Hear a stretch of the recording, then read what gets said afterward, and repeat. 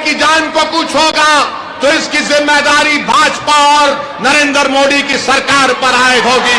नुपुर शर्मा को बचा रहे, जुबैर को जेल में डाल रहे। बताइए देश के प्रधानमंत्री, आपने तो इमरजेंसी को कंडेम किया था, मगर ये क्या हो रहा है हमारे देश में? 2 साल से चीन कब्जा करके बैठा है, मगर हमारे देश के प्रधानमंत्री चीन की बात नहीं करते, चीन का नाम लेने से डरते हैं। मैं कांग्रेस के नेताओं को चैलेंज कर रहा हूं, कमलनाथ को चैलेंज कर रहा हूं, बताओ मेरे लड़ने से किसका नुकसान, फायदा नहीं। मैं इलेक्शन लड़ता हूं तो जीतने के लिए लड़ता हूं। हार में जाए कोई हारता है या जीतता है, मुझे अपनी पार्टी को कामयाब करना है। अब कांग्रेस पार्टी में दम कम नहीं रहा, अब कांग्रेस पार्टी नहीं आने वाली है। याद रखो मेरी इस बात को, आप याद रखो भाजपा वालों, इख्तियार इंदिरा गांधी के पास भी नहीं रहा। याद रखो भाजपा वालों, इख्तियार नेहरू के पास भी नहीं रहा। याद रखो भाजपा वालों, इख्तियार मोदी के पास भी नहीं रहेगा इंशाअल्लाह ताला।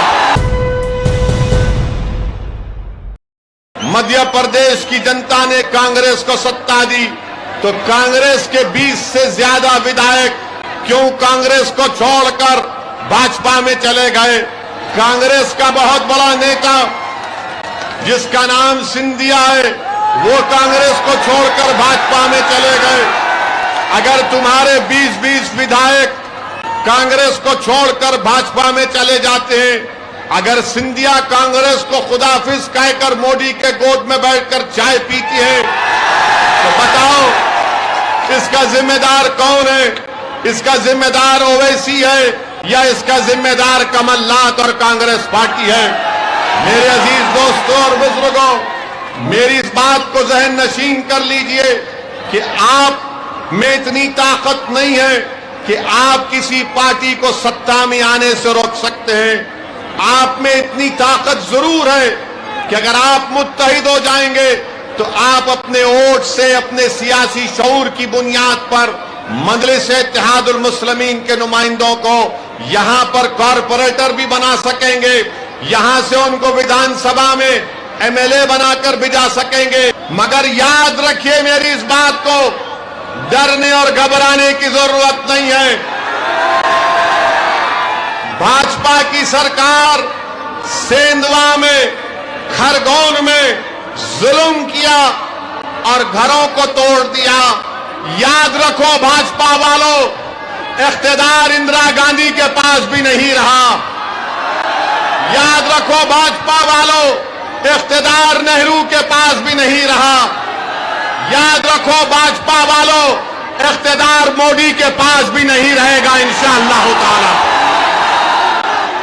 इख्तियार के नशे में डूबकर अगर आप किसी गरीब का घर तोड़ रहे तो डरो उस गरीब की हाय से, डरो उस गरीब की तकलीफ से, चाहे गरीब को हिंदू हो या मुसलमान हो।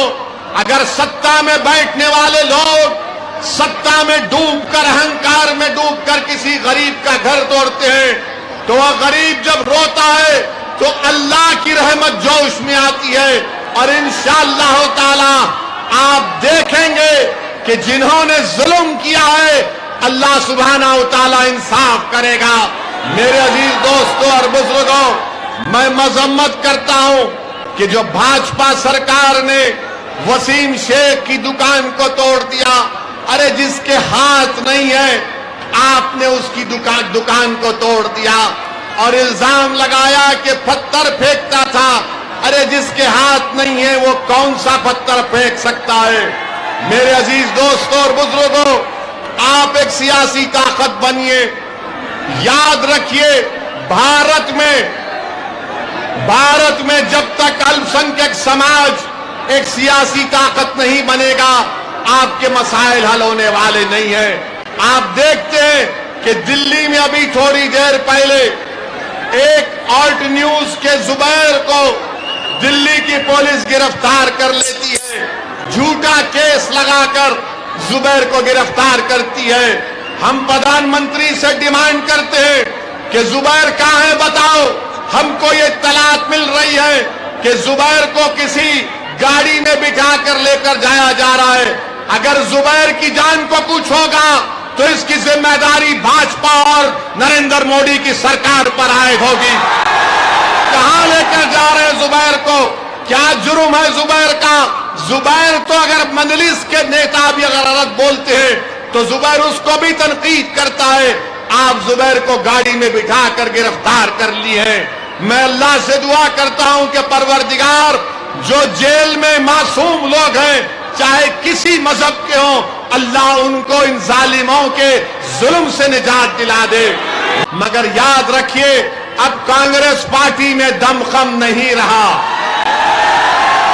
अब कांग्रेस पार्टी में दमखम नहीं रहा। अब कांग्रेस पार्टी नहीं आने वाली है। याद रखो मेरी इस बात को। आप कांग्रेस पार्टी चाहे मध्य प्रदेश हो, भारत हो, बल्कि जितना जल्दी कांग्रेस पार्टी खत्म हो जाए वो भारत के लोकतंत्र के लिए बहुत अच्छा होगा। क्योंकि यही कांग्रेस पार्टी, आप बताइए, गुजरात में कांग्रेस के 12 विधायक भाजपा में चले जाते हैं, मध्य प्रदेश से भाजपा में चले जाते हैं, कर्नाटक से भाजपा में चले जाते हैं और इल्जाम लगाते हैं असदुद्दीन ओवैसी के ऊपर। अरे इल्जाम लगाने से पहले अपने गिरेबान में झांक कर देख लो कि तुमने क्या किया। अगर आज मध्य प्रदेश में मुसलमान परेशान है, आदिवासी परेशान है, दलित परेशान है, तो इसकी बहुत बड़ी जिम्मेदारी कांग्रेस पार्टी पर आयद होती है।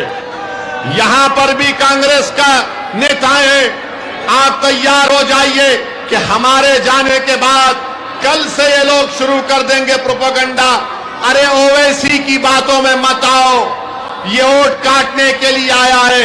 मैं कांग्रेस के नेताओं को चैलेंज कर रहा हूं, कमलनाथ को चैलेंज कर रहा हूं।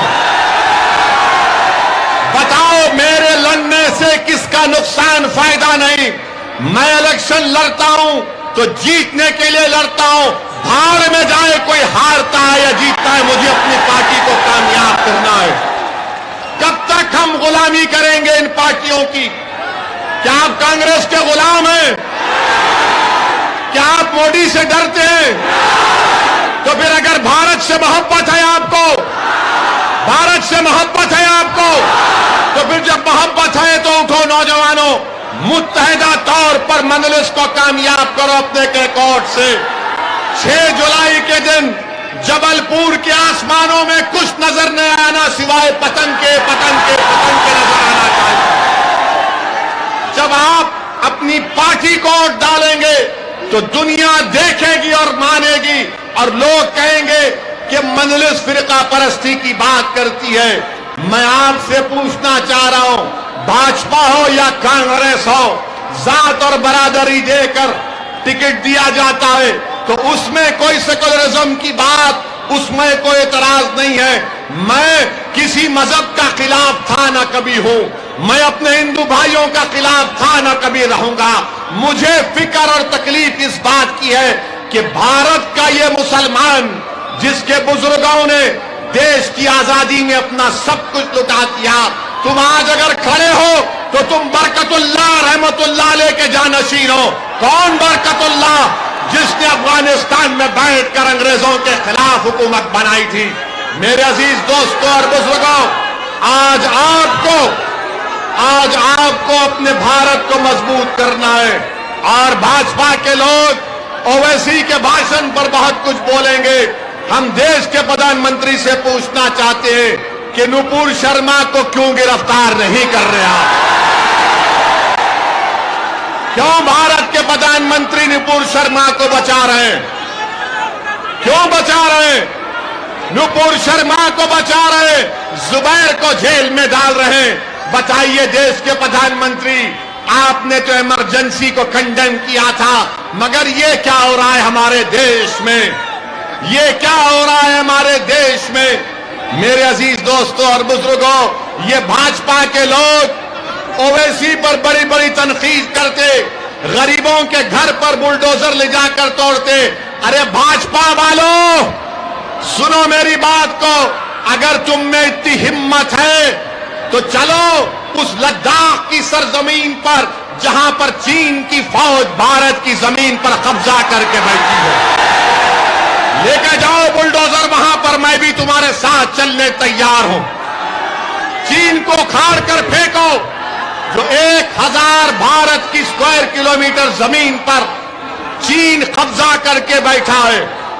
2 साल से चीन कब्जा करके बैठा है, मगर हमारे देश के प्रधानमंत्री चीन की बात नहीं करते, चीन का नाम लेने से डरते हैं। आज अखबार में आया कि चीन अपनी फौज जहां पर हमारी जमीन है वहां पर एयरपोर्ट बना रही है, वहां पर फौज को मजबूत कर रही है। भाजपा वालों, कभी चीन की भी तो बात कर लो। तुमको मुझसे बड़ी मोहब्बत है, मैं जानता हूं, मगर इतनी मोहब्बत देश से भी तो करो। चीन के खिलाफ बोलो, मगर चीन के खिलाफ बोलने से कतराते हैं।